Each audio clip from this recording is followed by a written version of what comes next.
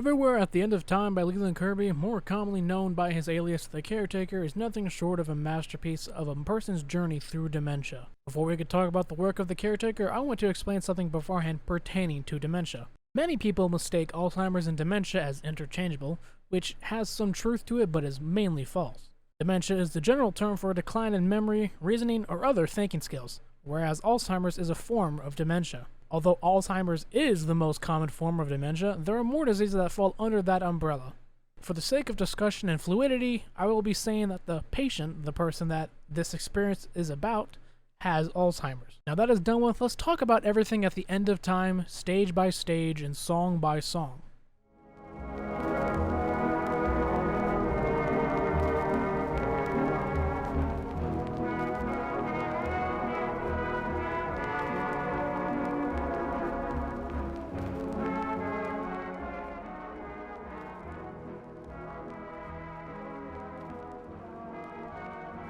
Dementia is not merely an individual disease, it affects the entire family. Dorley. Stage 1. Stage 1, as described by the Caretaker, states, "Here we experience the first signs of memory loss. This stage is most like a beautiful daydream. The glory of old age and recollection, the last of the great days." To better explain the stages throughout this album, I will be connecting Alzheimer's stages into the stages given throughout the album. I will be using the stage descriptions from Alzheimer's Association to draw that link. Early stage Alzheimer's, which is deemed as mild, is stages 1 through 2 of the experience and has common difficulties including coming up with the right word or name, remembering names when introduced to new people, having difficulty performing tasks in social or work settings, forgetting material that we just read, forgetting material that was just read, losing or misplacing a valuable object, and experiencing increased trouble with planning or organizing. To say the quote-unquote last of the great days or upon this person is nothing short of the truth, since it only gets worse from here, which is the sad reality. The Caretaker describes the stage with careful diction, especially with the quote, "This stage is most like a beautiful daydream," since most of the songs feel like a daydream. Listening to them makes your mind wander into memories or imagining scenarios, such as if you're at a ball. But there's always this weird distortion sound throughout that doesn't make the music quite clear, doesn't make the memories all there.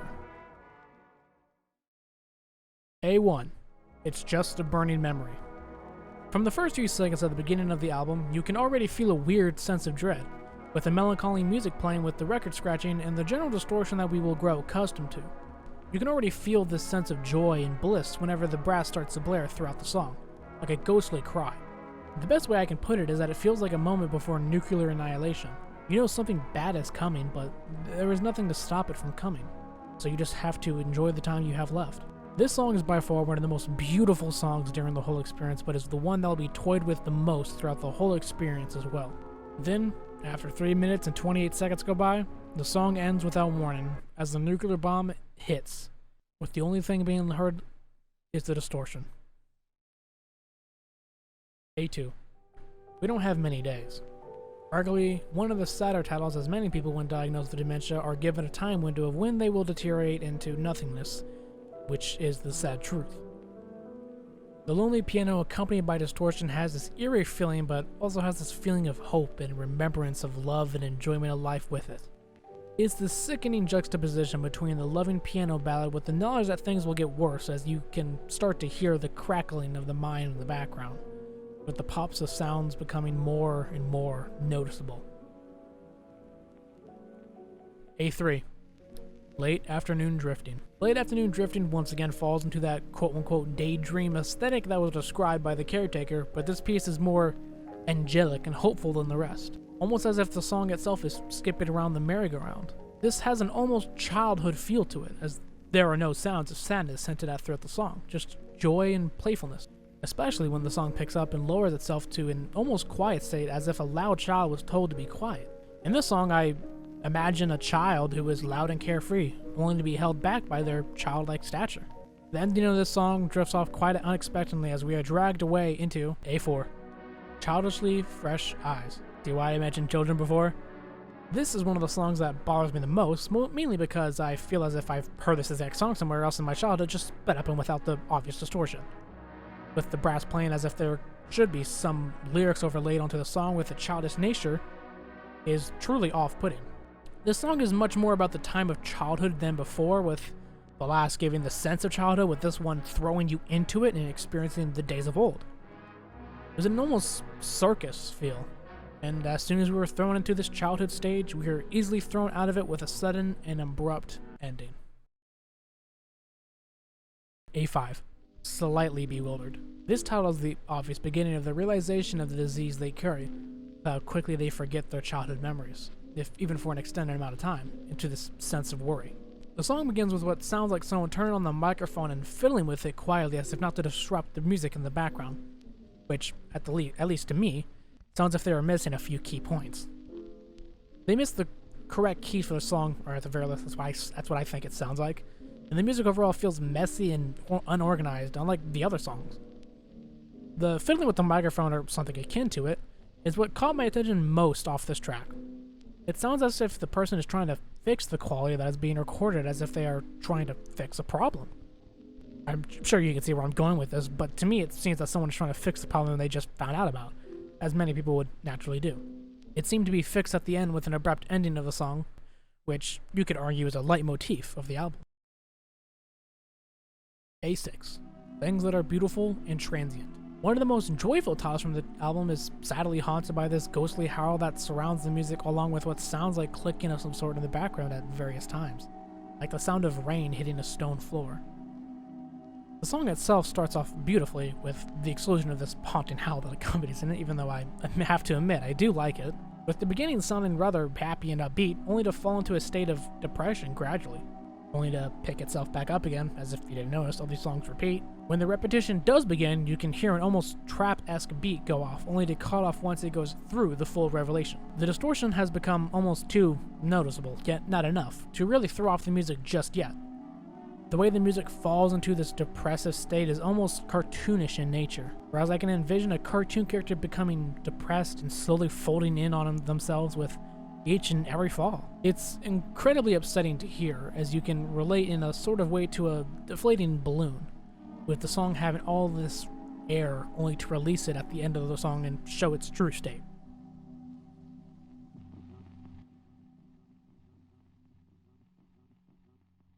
B1. All that follows is true. Oh boy, this is an ominous title for sure, but nothing much to say about it really.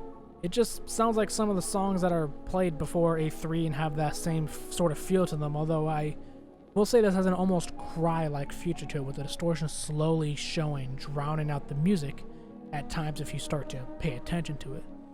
This also begins the track B, so there's obviously some significance to it. B2, an autumnal equinox.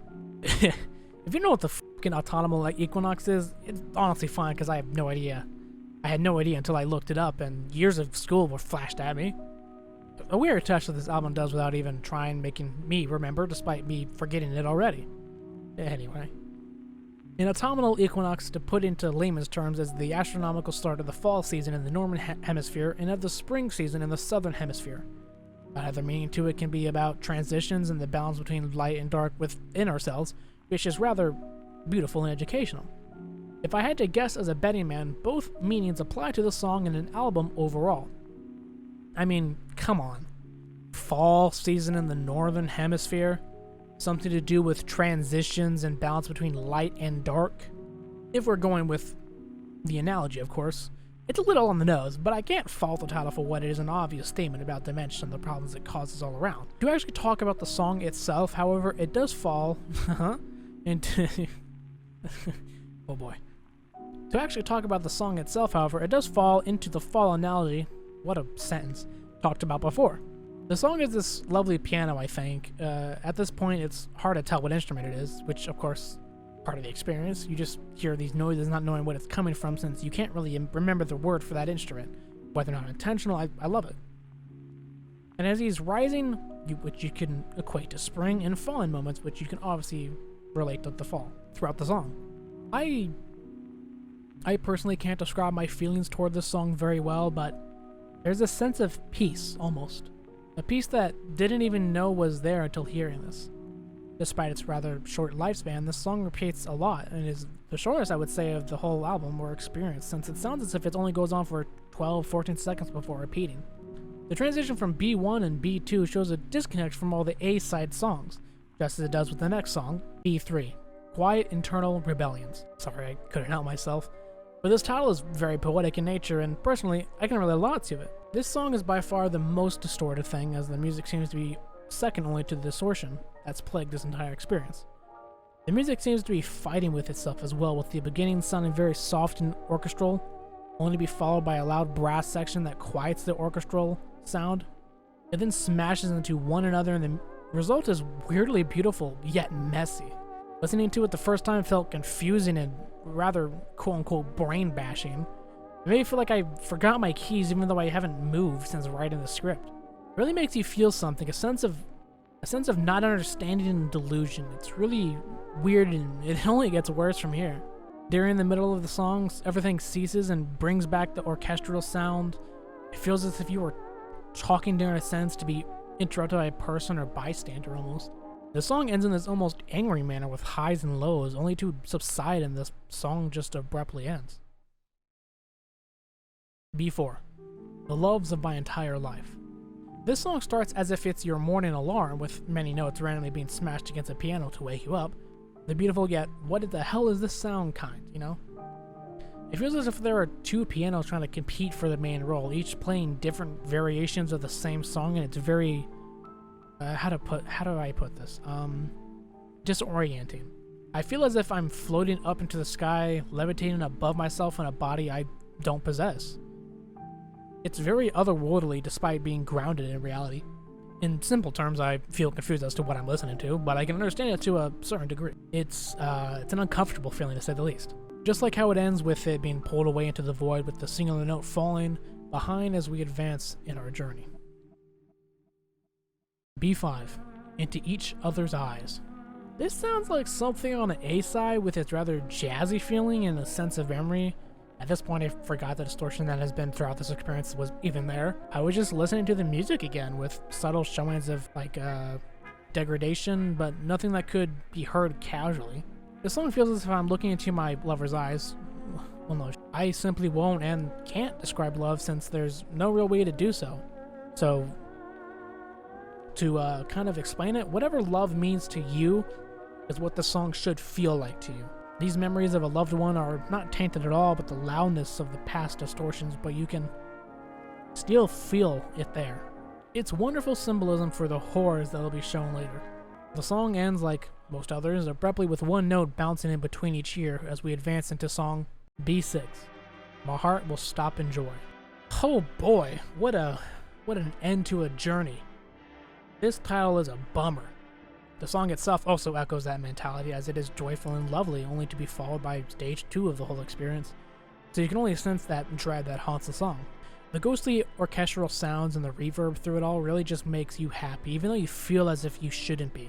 The record scratching has almost completely disappeared now, but the music seems to be smothered instead, as if a pillow was being held against the vocalist.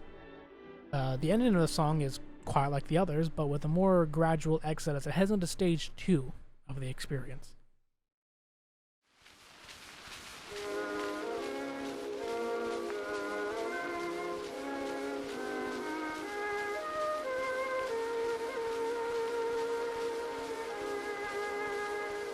At the moment, I'm just falling, just falling, as it were. I think of things and then they go away forever. Iris Murdoch. Stage 2. Stage 2, as described by the caretaker, states, the second stage is the self-realization awareness that something is wrong with a refusal to accept that. More effort is made to remember so memories can be more long-form, with a little more deterioration in quality. The overall personal mood is generally lower than the first stage and at a point before confusion starts setting in. The difference between stage 1 and 2's descriptions is rather clear. The realization that the patient has dementia truly upsets that patient, and since they know, even though they refuse what they know, they try to remember everything before they can't anymore. As I mentioned before in stage 1, one of the songs, I believe it was A2, I talked about how the patient starts to realize. And although this stage is the true realization, you can start to realize it beforehand.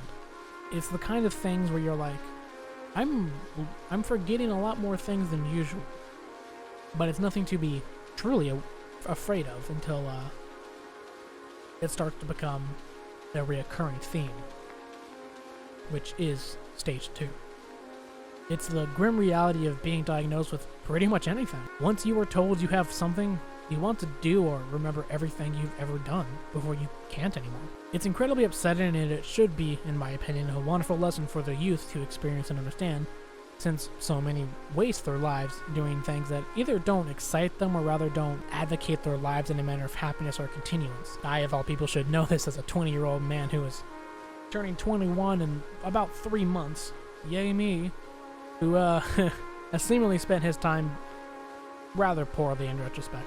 Moving on, however, stage 2 is where the feelings are going to be felt, and as I keep saying, it only gets worse from here.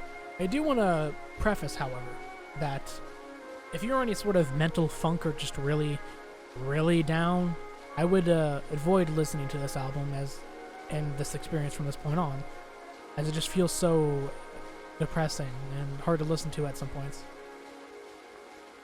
Yeah. With that done, let's move on to the songs of Stage 2, beginning with C1. A Losing Battle is Raging. Depressing title. I told you it begins with the sad ones right off the bat. The distortion on this one sounds as if a sprinkler is going off, and the general sound has an Eastern Asian sound to it at times. The distortion is also so much louder than the song and has a very brainwashing feeling towards it. It almost brings a tinge of hatred to it with the number of repetition it does. At least it did in me. The music in the background, however, is this lovely string and perhaps brass that has a sound you would play at like a military funeral. The distortion is... As I'm writing this, the distortion is really starting to piss me off, in all honesty. Especially when it starts to drown out the loving tunes. You can only imagine what that equates to as someone with dementia. I also can hear a synth or angelic humming in the background that is overlaying itself throughout the song, bringing this cluster of sounds together. The song ends with the string being played out and the distortion being almost completely gone before ending completely, and you are left in complete silence. Something that has only happened now, and it's by far the most uncomfortable feeling since you're so used to the sound, and the complete absence of it is absolutely nerve-wracking. It is picked up, however, by the next song, C2, Misplaced in Time. Before we get into the song and listening to it, the title could mean a wide range of things. What I believe it would mean is that the patient got dementia too early in their rise, as the whole theme is denial. The patient could very easily see this as misplaced in time. It was meant to happen now, but much later, if that makes any sense. It could be a denial in age, dementia itself. It could be a wide range of anything. I don't believe that it's the patient was born at the wrong time or something like that. I just believe that the patient believes they are cursed with this horrible affliction at too early an age for them. The sound of the song accompanies this belief as it's very... how do I put it? As if you are suspended in purgatory or suspended in a sense of disbelief continuously. It's very grainy and of course distorted, but the music can be clear. The repetition of the loud and squeaky brass sounds like to me a cry for help, a plea almost, whether that be to God or some higher power is up to interpretation. It sounds like a ghost walking on Earth would feel, if that can make sense.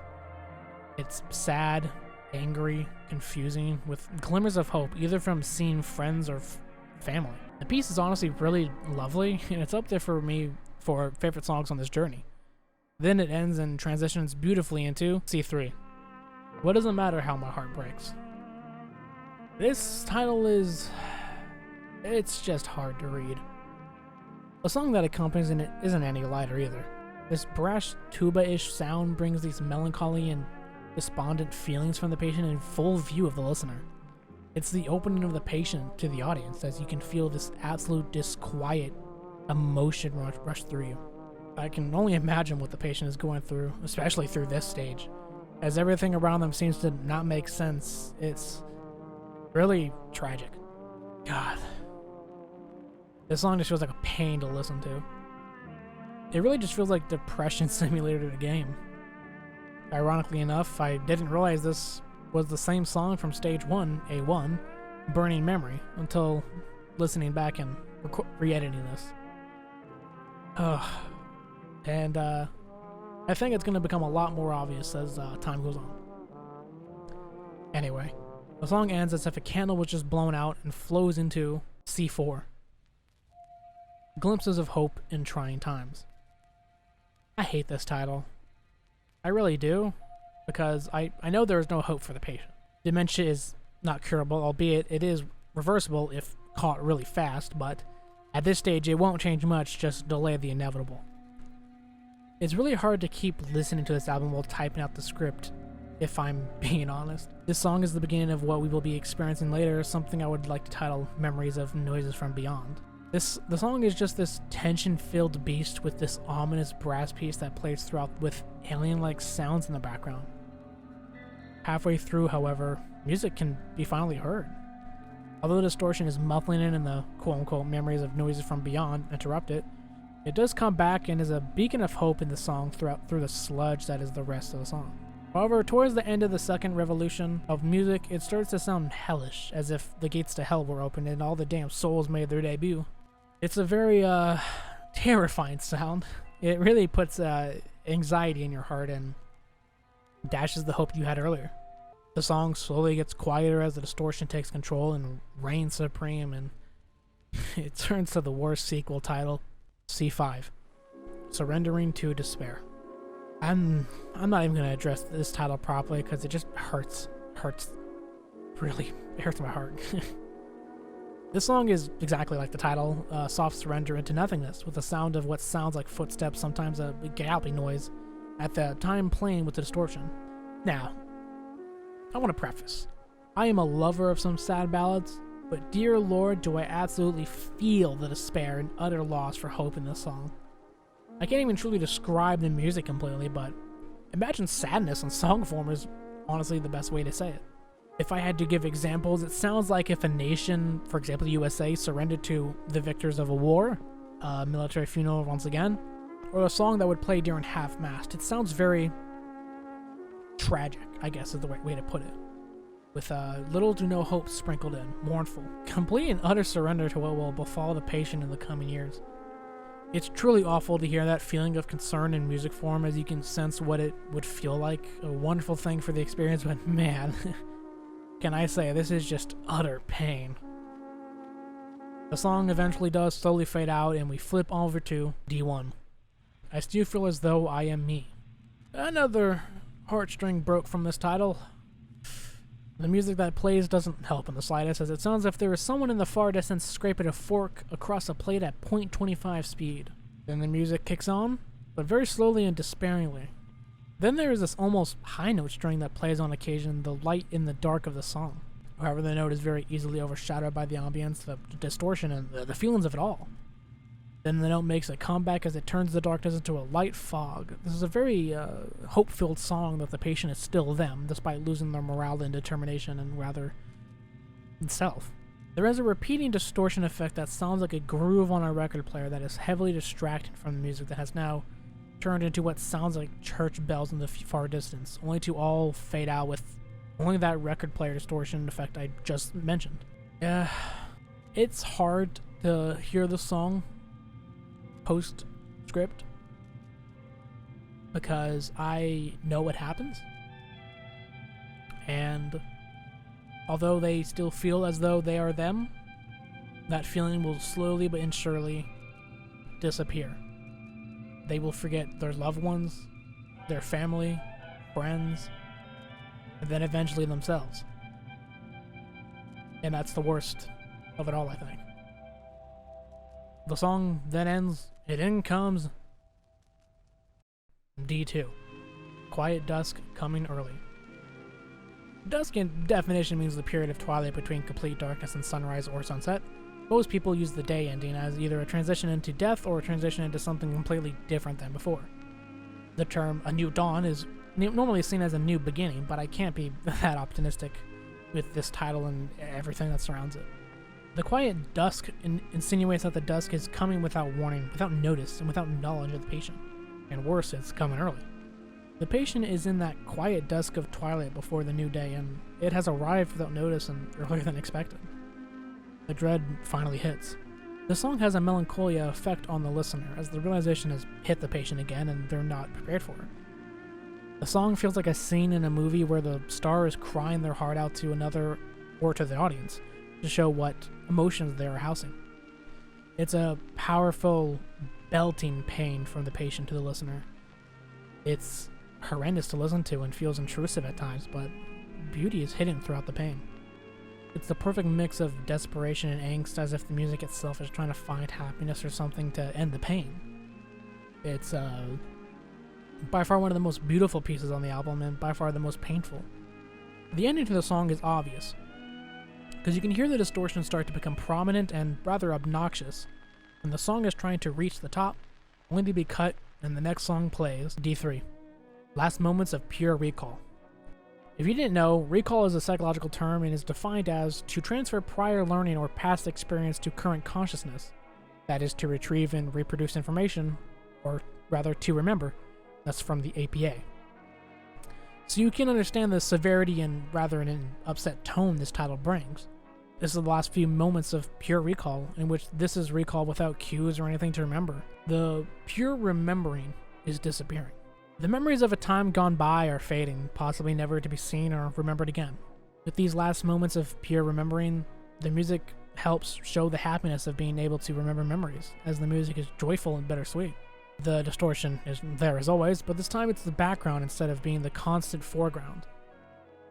The memories have taken a hold on the patient and are there with relative ease. The song is a nice break in the sea of sad gunk that the rest of the songs have been, but as with all happy things in experience, it's rather short-lived, as the song suddenly is cut and the final note is echoing into the distance, with that final string holding that pure recall finally cut.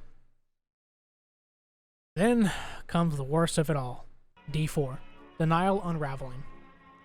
The patient is forced to confront this new reality, that their memories are leaving them and their body isn't what it used to be. The song begins with what sounds like 3 songs until it morphs into one song, hidden by the distortion of the ambience surrounding the piece of music as if it were prey. There's this weird angelic echo in the background that is at times overwhelming and other times very lovely. It really brings this sense of comfort and general strangeness to it, since you're listening to the same thing twice, just one is a much higher echo. The sound also sounds angry at times, dejected at other times. The song sounds like a march into madness, into the depths of grief, into absolute torture. The song ends, once again, unexpectedly, and fades into darkness as the final song of Stage 2 plays, D5.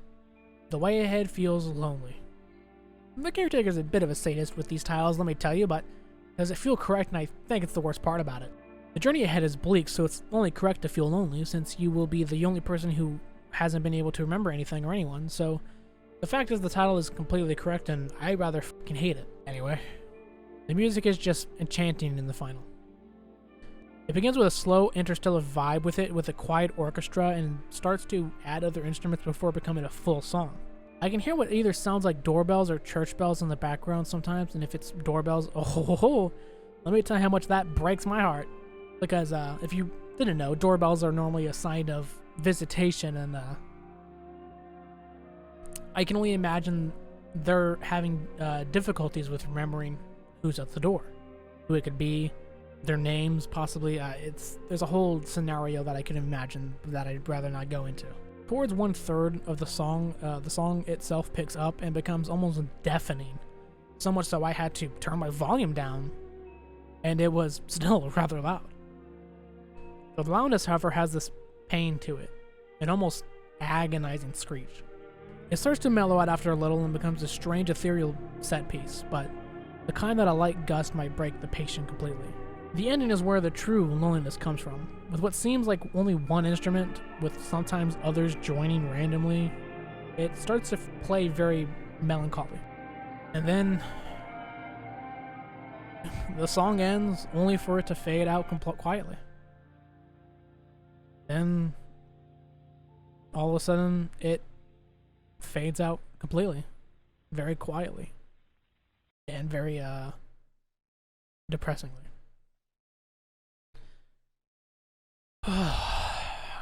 That'll be it for this episode. I was going to make this just one long video, but in all honesty, it's hard to sit and listen to this all in one sitting, especially writing a script during it to get the rawest of emotions and feelings.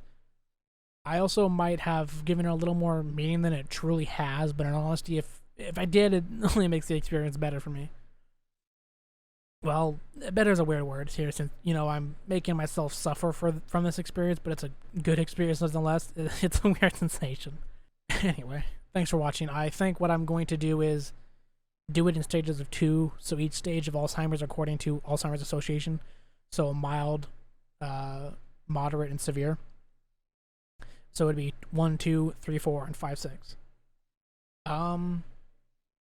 I think what I'm going to do when it goes to the post-awareness stage, which is stage 4 and beyond, I will probably be doing a live reaction instead of a script. I think it's easier to script out these shorter songs so I can get a more fuller feeling and more headspace, I guess. But with the later ones, they're like 20 minutes long at times, so I feel as if listening to it with you would make a bit more sense, and it would be able to explain my feelings a lot easier. But yeah, that's pretty much all I have. If you like this content, like, comment, subscribe. This is the first of the video. This is the first of the videos I've made that are this long and this, I guess, detailed. I think this is my first experience analyzing a piece of music, especially this genre of music, I guess. It really means a lot to me, and I can't explain why, other than I personally have a lot of memory problems where I forget very common things, and I don't believe that I have dementia. Let me just clarify. I get terrified of the basic things I forget. I forget basic words, where things are at times. And although that is symptomatic with dementia, I don't have dementia. I'm 20. If I do, I think I'm the earliest person to have it, because I think the earliest person to have Alzheimer's or something dementia related was like a 31-year-old. So I got at least 11 years ahead of me. But yeah, it hits close to home. Like I said, I can only imagine what it's gonna be like in the later stages, because it only gets worse, and there's not much you can do to stop it. And it's a terrifying experience. But yeah, thank you for watching. I'm kind of rambling now.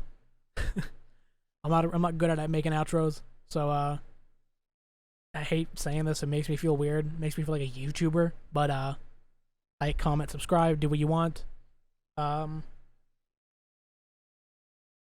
I have nothing else to say. I hope everyone has a lovely day.